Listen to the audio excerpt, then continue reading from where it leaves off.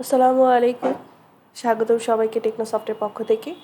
এখন আমরা দেখব একাডেমিক্সের সুপারভিশন নামে যে অপশনটি সেটি। চলে যাচ্ছি সুপারভিশনে, সেখান থেকে আমরা চলে যাব হোস্টেলে। হোস্টেল থেকে আমি চলে যাচ্ছি হোস্টেল মাস্টারে। এখান থেকে প্রথমে আমাকে যে কাজটি করতে হবে, ক্রিয়েট হোস্টেল করতে হবে। আমি একটা হোস্টেলের নাম দিয়ে দিচ্ছি এখানে।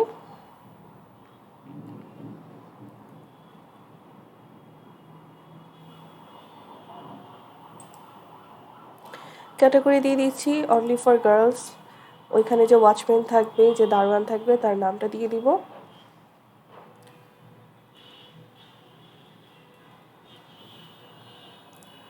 হোস্টেলে যে অ্যাড্রেসটা সেটি দিয়ে দিচ্ছি।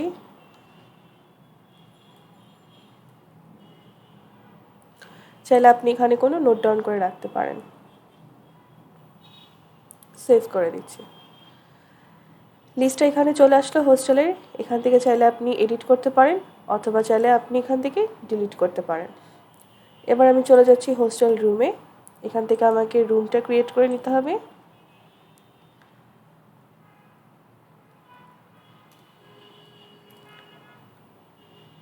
হোস্টেলের নাম আমি যেভাবে সেভ করে এসেছিলাম, এখন আমি সেটা সিলেক্টে পেয়ে যাব। ক্যাটাগরি দিয়ে দিচ্ছি, অনলি ফর রেসিডেন্টস দিয়ে দিচ্ছি। নাম্বার অফ বেড কত থাকতে পারে এই রুমে, আমি ধরে নিচ্ছি এই রুমে বেড নাম্বার হচ্ছে 4টা। প্রতিটা বেডের দাম কত হতে পারে, মানে হোস্টেলে প্রতিটা বেডে যে যে থাকে তার কাছ থেকে আপনি কত টাকা করে রাখতে চাচ্ছেন। আমি ধরে নিচ্ছি এখানে 6000। চাইলে এখান থেকে কোনো নোট লিখে আপনি সেভ করে দিবেন। আমার এখানে লিস্ট আকারে চলে আসলো। সেম প্রসেসে আপনি এখান থেকে চাইলে এডিট করতে পারেন অথবা ডিলিট করতে পারেন। এবার আমি চলে যাই ক্যাটাগরিতে। এখান থেকে আপনি মূলত যে ক্যাটাগরির নামগুলো তুলবেন সেটাই আপনি হোস্টেল রুম আর হোস্টেল মাস্টারে সিলেক্টের অপশানে পেয়ে যাবেন। যেমন এখানে দেখা যাচ্ছে আমি কিছু নেম দিয়েছিলাম, only seat for resident, girls, boys. আপনি এখান থেকে আপনার মতো করে নামগুলো দিতে পারেন।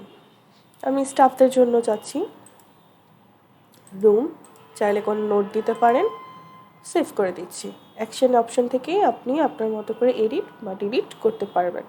অ্যালোকেশন রিপোর্টে চলে যাচ্ছি।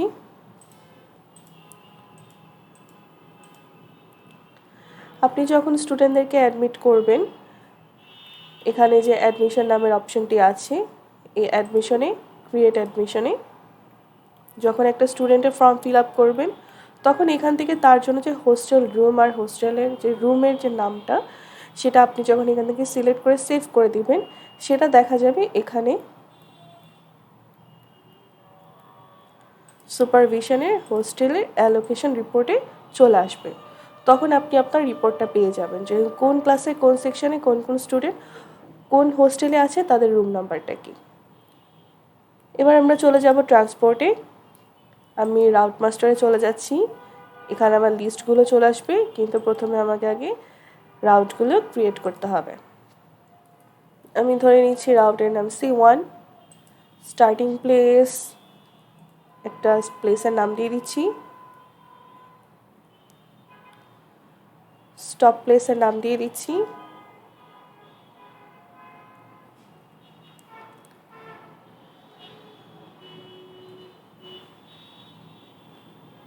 চাইলে এখানে কোনো নোট ডাউন করে কিছু রাখতে পারেন।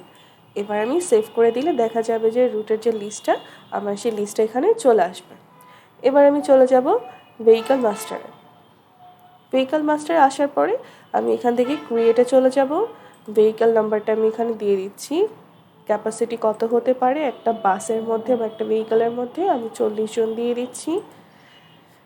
ইন্স্যুরেন্সের যে আপনার ট্রান্সপোর্টেশনের যেটা রিনিউয়াল ডেট, সেটার লাস্ট ডেটটা কবে থাকতে পারে, আমি ধরে নিচ্ছি 10 তারিখে। ড্রাইভারের নামটা আমি দিয়ে দিচ্ছি এখান থেকে।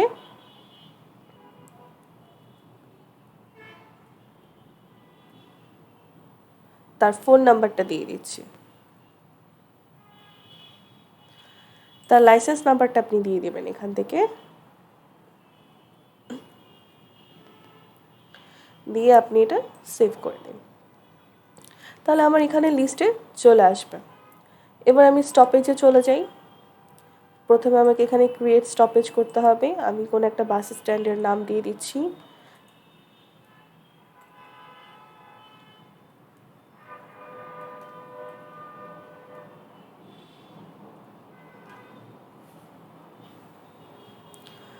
সেই বাসটা আনুমানিক কয়টার সময় গিয়ে স্টপ করতে পারে টাইমটা দিয়ে দিলাম।